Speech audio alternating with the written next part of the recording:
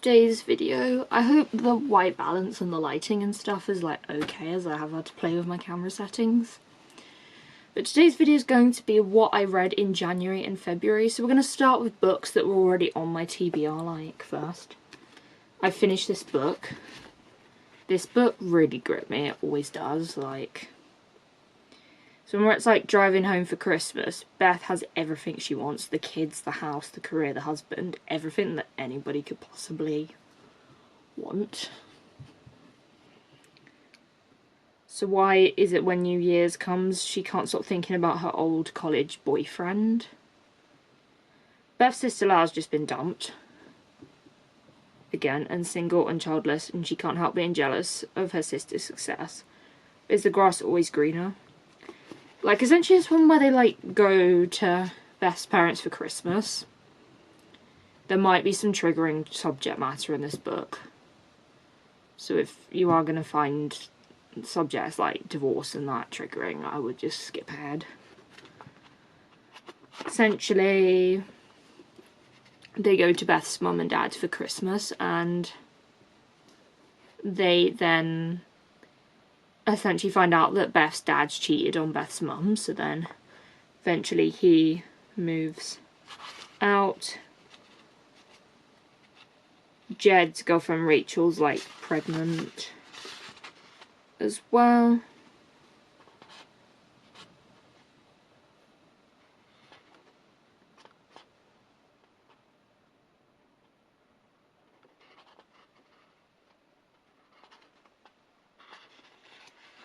And then obviously, like, Lau then takes, like, their mum away while, like, Beth and Daniel help, like, Beth's dad, like, move into his place, and then we just hear about, like, Lau's also been, like, dumped in that as well, and then her and Joe get back together and they realise they're not the right match. And, like, everything's then off with, like, Beth and Daniel and the family and that.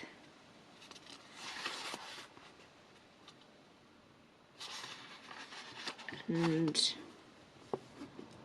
it all works out together in the end. Like, a lot goes on in this book. Then I also finished The Midnight at the Christmas Bookshop. This is such a good book. I want to read it again. Carmen is all at a loose end. Her gorgeous Edinburgh bookshop is being used as a film set. She has been ousted from her sister's house, and the love of her life has just flown thousands of miles away. It's threatening to be a very unjolly Christmas indeed. Relatable. The community around her will save the day, but when the elderly owner of the shop comes to Carmen with a Christmas wish that threatens to never come true, Carmen knows she must buckle down to get funds to save not only his trip, but the shop itself. When the clock ticking, and with the help of her nieces and nephews and the stretching cute Mel nanny, Cameron might still make this Christmas the most wonderful time of the year. I really enjoyed this book, and I really want to read it again. Now we're getting into, like, one of the first books I read on, like, my TBR that I picked from my prompt jar. I read A Christmas Carol. This was on my Christmas TBR, but I hadn't read it yet. Essentially, it says on the back, "Bah humbug, I tell you, bah humbug, I tell you." Gonna try and see if it can focus. Yeah. So essentially, Scrooge does not like Christmas. Like, Scrooge does not like Christmas. Then one day he sees his old friend. Trigger warning, death's probably gonna come up. Will come up. Marley's ghost. And Marley says, like, 3 ghosts will come and visit. Ghost of Christmas past, ghost of Christmas present, and ghost of Christmas yet to come. So I find it quite interesting when we see, like, the ghost of Christmas past, because we get to see, like, Scrooge's past, and we kind of get to understand in the book why he doesn't like Christmas. Like, there's this part in the book where, like, I'm just gonna come to that part.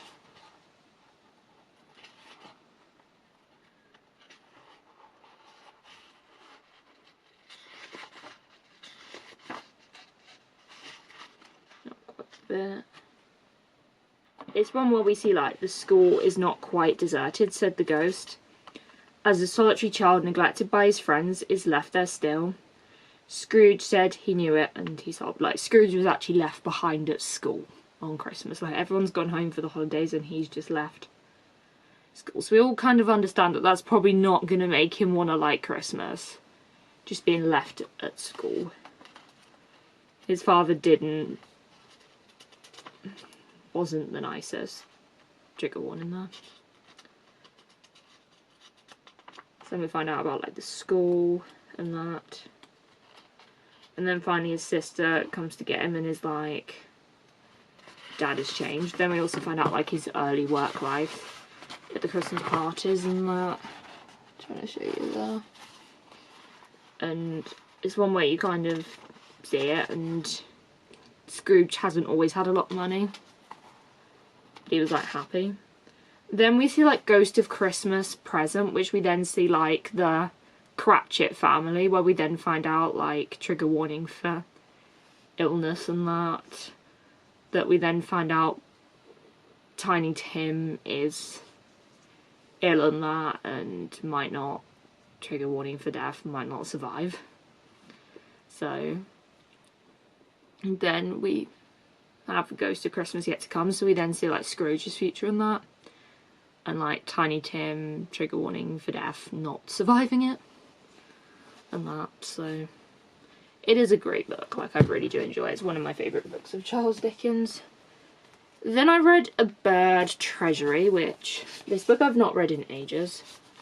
Kind of hate the smell. It has, like, black and white and coloured photos. That's why I, like, really enjoyed it.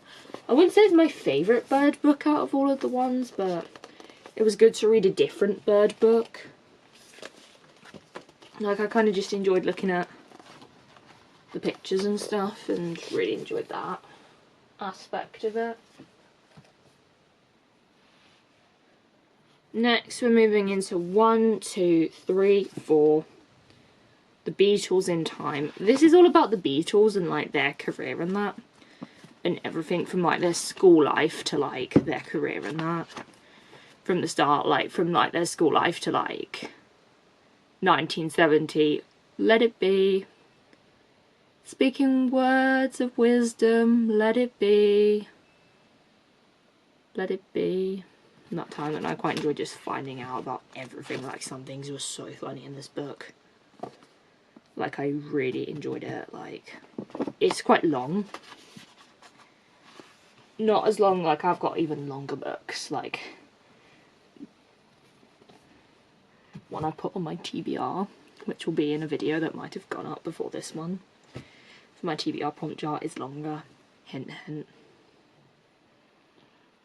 Currently I'm reading Animal Farm, which I've really been enjoying this book. It's about, like, communism and that, and politics and that, and Old Major essentially has this dream and he really wants to make a difference to, like, future generations and that. So he tells the animals about this dream, and then they learn this song called Beasts of England. Which I think it does have in this book, Beasts of England. And that. Beasts of England, beasts of Ireland, beasts of every land and clime, hearken to my joyful tidings of the golden future time. Sooner or late the day is coming. Tyrant man shall be overthrown, and the fruitful fields of England shall be trod by beasts alone. Then the pigs get to work on, like, making this revolution possible. Like, major speech, everyone's, like, really thinking about this. Thinking about it as something that could actually happen. Then we have the revolution that happens, and that. Then there are the commandments of Aladinism. Whatever goes upon 2 legs is an enemy. Whatever goes upon 4 legs or has wings is a friend. No animal shall wear clothes. No animal shall sleep in a bed. No animal shall drink alcohol. No animal shall kill any other animal. All animals are equal. This kind of thing of like all animals being equal. And that. Then one where they like build a windmill and that. Then Snowball's chased away from the farm.